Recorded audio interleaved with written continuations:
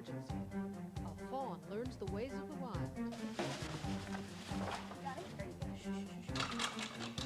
A turkey gets an unusual operation. I think I'm going to do it right there. Okay. Okay. And Tweeter the groundhog makes her big debut. Melissa's Tweeter eating one of her favorite foods. Checking her out. Oh, cool. Take him on into radiology. We got a problem here. We have the opportunity to give these animals a second chance. But he's a little one. He's a very small one. Nice strong heartbeat. He's very handsome. With wildlife, humans are a big part of the problem, and I just want to try to be part of the solution. We need to turn her up a lot more. You not only need to read the mind of your coworkers, you need to read the mind of your patient. About 5 minutes to go before we get 3 hours. To save a wild animal's life and get it back into the wild, that's what it's all about.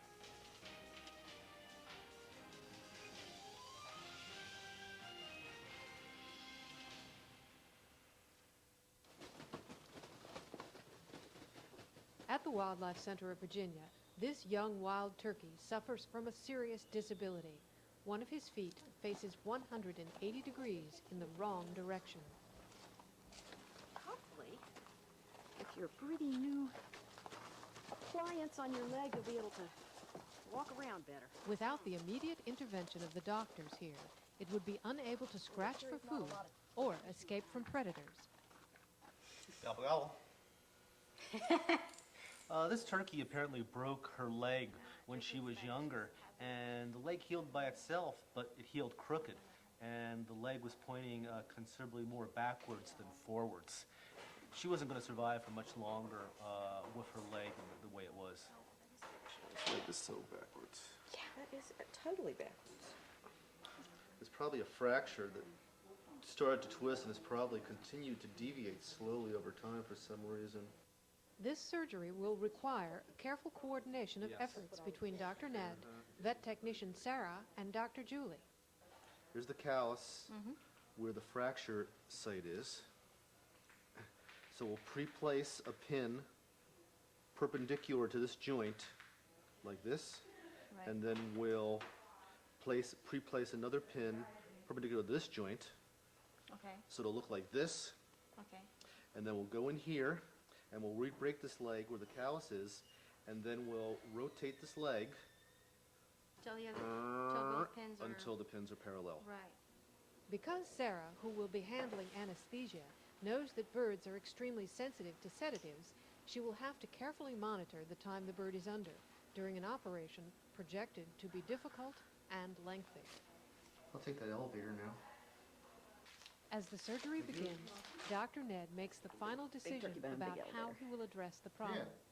It's going to be easier to break my bone on the far side of where the callus already is instead of where the old callus is, because I have fewer muscles in my way to have to cut through. Pins must be placed into the leg in order to align it properly. The first pin is inserted into the upper part of the leg.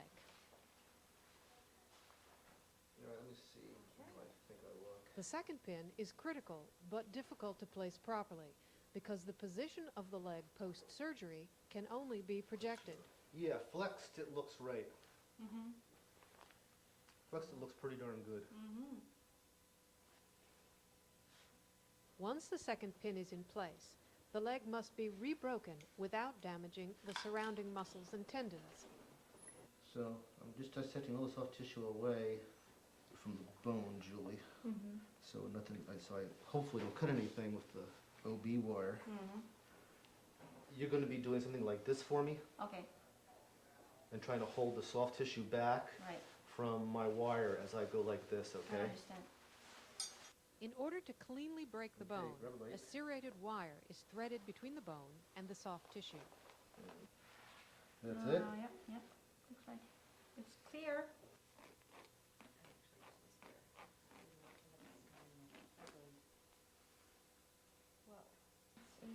That's the tendon that I was underneath and need to continue to stay underneath.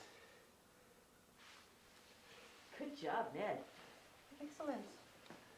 With the leg broken, the most challenging part of the surgery, the repositioning, must be perfect if the turkey is ever to walk again.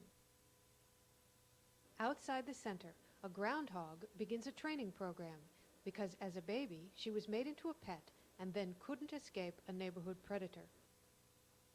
The house where she was living had a dog in it, and she didn't understand that dogs could be dangerous. And when she got just a few houses down, she was attacked by a dog, and the dog actually grabbed a hold of her and broke her front right leg. Unfortunately, the leg's injury was so severe that Tweeter can never be released. And now the staff hopes she can be trained to be a part of the center's education program. Kind of bribes. We'll look for some nuts and some... The question is whether she can develop the skills for the job. Because she is a mammal, she does need to be trained similar to a dog or a cat, and most of that's done by briberies. So we find some of her favorite foods, And when she's doing things well, give her a little treat to reward her. Want her to be able to look at people and talk to her and be able to talk about her as a groundhog and try not to have her climb away. Before her first day on the job, Tweeter has to pass a physical exam. Come on, Tweeter. Come on. most of the animals who live here all the time don't like to come in the hospital. That's usually a clue that they're going to get some kind of medical checkup or they're going to get a shot from the veterinarian. Tweeter's one of the few animals that does like to come in because this is where the action is, where the people are, and definitely where the food is. Someone grab her one more time. Dr. Ned and vet student John assess her most essential feature. Since she's a rodent, John, these teeth don't stop growing, and if they don't meet just right, they keep on growing and can damage the mouth. So we need to keep our eye on her, and her teeth look just fine. With the green light from Dr. Ned, Tweeter is now ready to meet the children. Sit. Next door, in the holding room, a 3-week-old fawn receives treatment from Dr. Julie and vet student Sean. You had a fence or something? This little guy was found on the road, and it had a very deep laceration on the skin here. So we sutured that last week, and it's healing pretty well. Tragically, the car that struck the baby also killed its mother. This is quite common. It was a true orphan. It's crying for some help. It sounds like a little puppy. But I keep a certain distance. I don't try to develop any bond with those animals, since I am aware that these guys are here in our care to be eventually released. Our goal here is to keep them as well as possible. But while the fawn must receive hospital care, if over the coming weeks it becomes accustomed to its keepers and imprints on them, it can never be released. Next. In the operating room, the surgery on the turkey, whose leg had to be rebroken and realigned, has reached its most difficult point. I don't have much space to work on. Now that I've broken the bone, I have to spin it around and make it straight again. So basically what I had to do was re-break the old break so it can heal in the correct direction.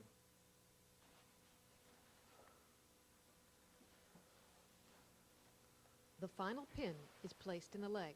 Next.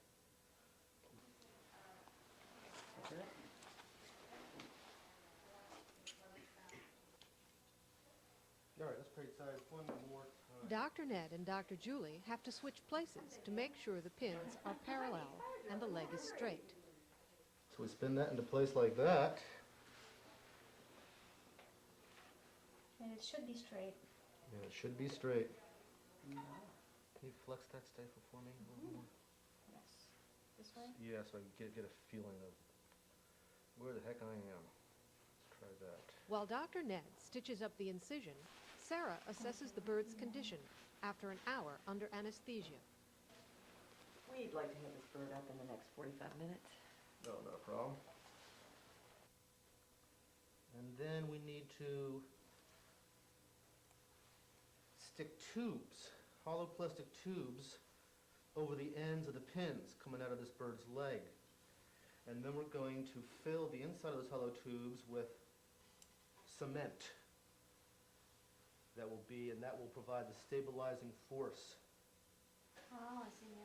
Because a plaster cast would be too heavy, this plastic tube is crafted to accommodate the turkey's fragile bones. That's it. Get this leg where we want it. So we get We want to reduce the fracture.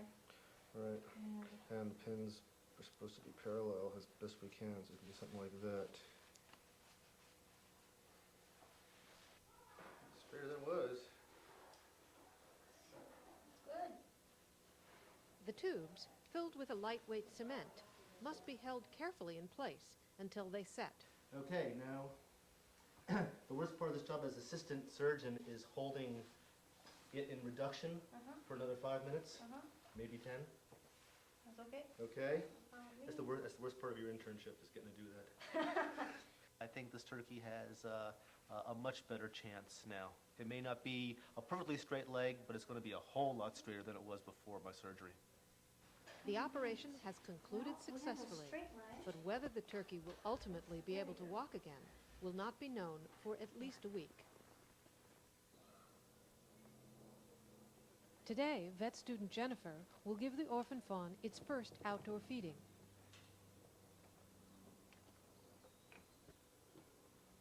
While Jennifer must resist the temptation to speak to the baby so it won't tame down to the sound of a human voice, she must also teach it to seek the nipple of its feeding bottle, which it's having some trouble identifying.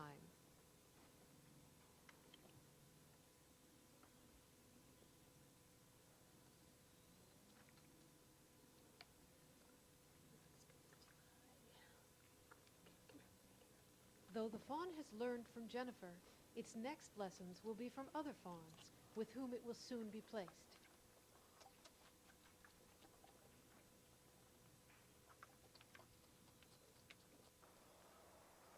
Tweeter the groundhog that can never be released learns a little more about leash training. We just want her to get used to the leash, so we let her have her way. She can explore a little bit, chew on some leaves that she finds tasty. But we do want her to be able to come if we call her, or at least not be struggling in the harness so that she's uncomfortable. Well, she can be just this calm in a program, we'll be set. It seems that Tweeter is now ready. All right, everyone. With the children assembled to hear the center's environmental presentation, Tweeter's moment in the spotlight arrives. I'm going to bring out the animal for you to see. I am going to wear long, heavy gloves because it is a wild animal. And let's see exactly what is inside this cage.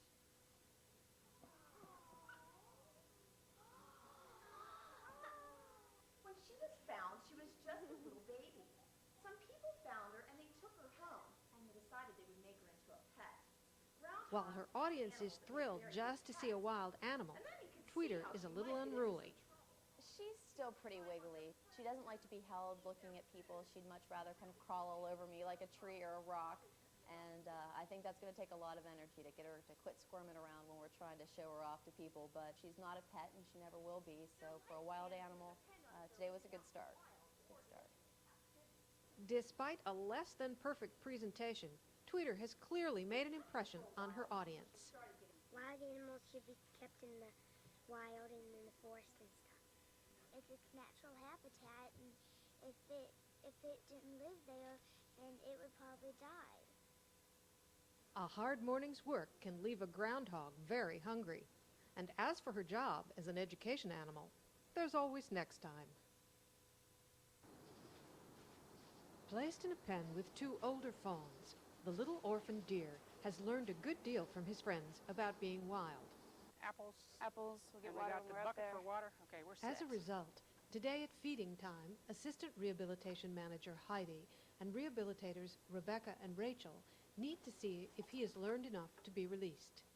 He started coming up real regular when he was feeding. That worried us because we wanted to get him back to the wild and not let him come up at all. So as soon as we put him in with the two older fawns, they knew what to do. They knew to get away from us when we came out to feed. He saw them, I mean, he was like, okay, I gotta be afraid.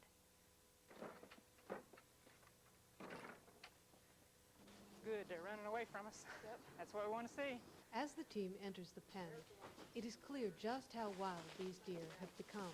He's the key one of the bunch. See how he keeps darting? The signs are all good. Oh, look at the grain. Tomorrow morning, they will be going to a gentleman that has a big acreage, and he's right next to the National Forest. So we're hoping that they'll be out and away from hunters, and by the time that they get big enough, they'll know what to do. So you're going tomorrow? Going tomorrow. Before leaving the pen, the rehabilitators try not to startle the now thoroughly wild deer. Don't want to get any broken legs after they come this far. We think they're all ready to go. Be happy to see them out in the wild again. As the little fawn takes cover behind the bigger one, another school bus arrives at the center to give Tweeter the groundhog a second chance.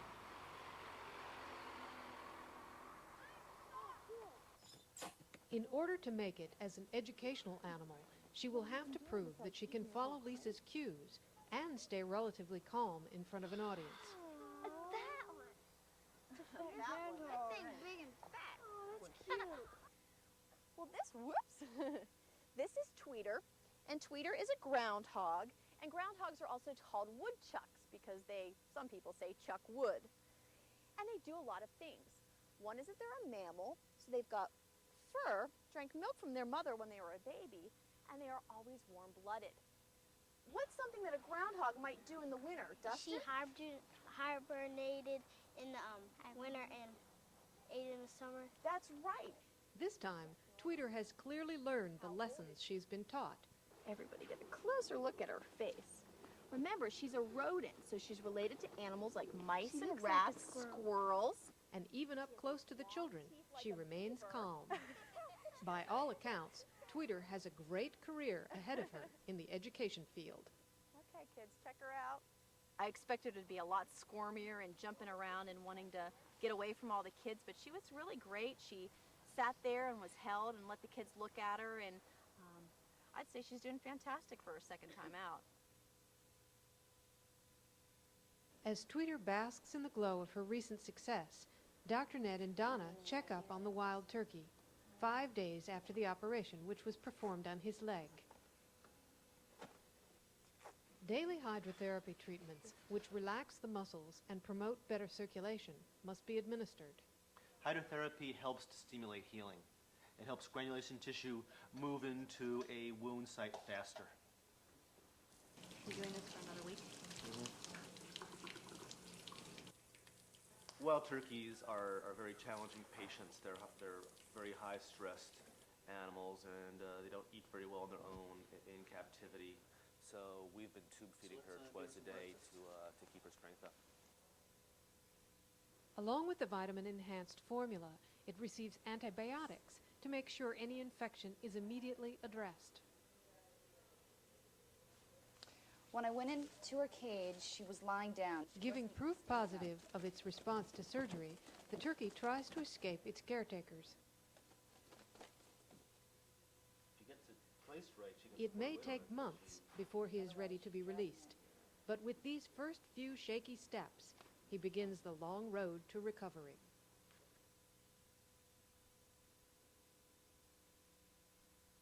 Today is what we call Roundup Day at the Wildlife Center, a time when we catch the fawns that can now live on their own.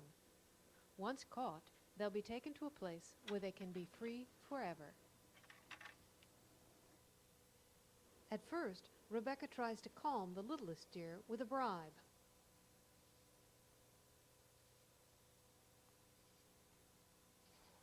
They're going to be spooky. What we'll do is we'll just run them into here and see if we can catch them out of there. It's apparent that this little guy, once so eager to make friends, now has a healthy sense of suspicion. All right, let's see if we can get him into the corral. Sarah, who has participated in dozens of roundups, coordinates the capture effort. All right, we got one in here. The problem with these newly wild deer is that before we can free them, we have to catch them. Oh, no. Here. I've got it. I've got it. Get him just like this. Okay. Do not try to lay them down, because that's when they really kick. What's there? This is the scar-faced one, Julie. Do you want to take a quick look at her before she goes? After 8 weeks of treatment, the little fawn's lacerations are almost undetectable. Much better. She looks real good. You look good. Back inside, the older fawns literally run rings around the humans. He's not going in there. Yeah, we're going to need you to get clear back out here. We'll rush him when he goes in. Let's give them a break. They're just breathing mouth open. Finally, the team is able to make a capture. You got him? Yeah. You want to carry him down? Snug up into his belly.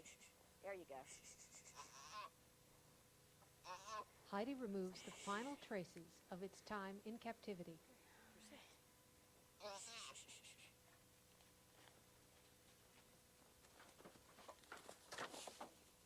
Confronting the oldest, fastest fawn, the team must move quickly, for he could hurt himself as he darts inside the feeding shed. I got it. Good job, ladies. He's out of here.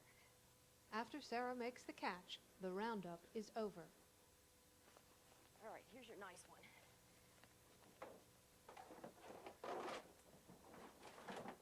Until the fawn makes a last break for freedom. Okay. All right, I got him again. I got him, Ken. Can I let go? Yeah.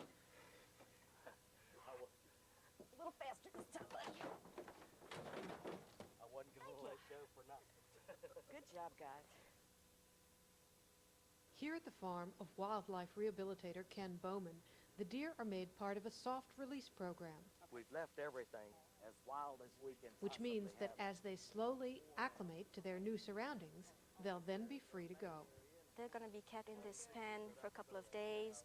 They'll get some food, shelter, water, and then after a few days, they will open the door and let them out and come back as often as they want. So they could still have food if they need it, but they will also have the opportunity to discover the surroundings. And then we just gradually open the door and Just do a slow then they release. go. Eventually, over a couple of weeks, they will become totally autonomous. They don't like to jump, but that's not real. Now the fawns are encouraged to explore their new home.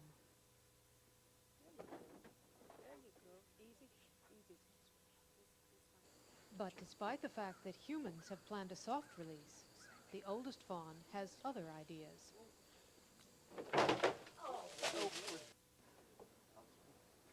Now this is the one that's always been the leader. He just looks and sees where his opening is, and that's the first thing he noticed. He noticed that there was nobody over there, and that was his free way to freedom.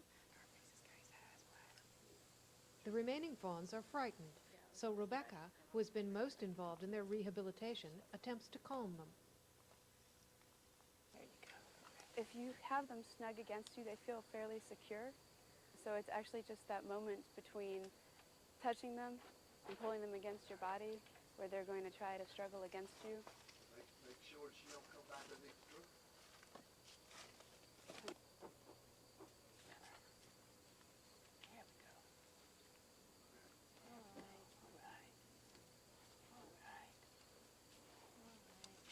The fawns immediately seem comfortable in their new surroundings. She's got the touch. The chances that the littlest fawn will soon release herself from this corral and live freely in the wild are assured. Scarface is a joy just to watch today. She's adapted now with the other deer being with her, and she knows what she's supposed to do now. The little orphan has all but grown up. She's a deer now. She's got a perfect home, and everything's going to do just great.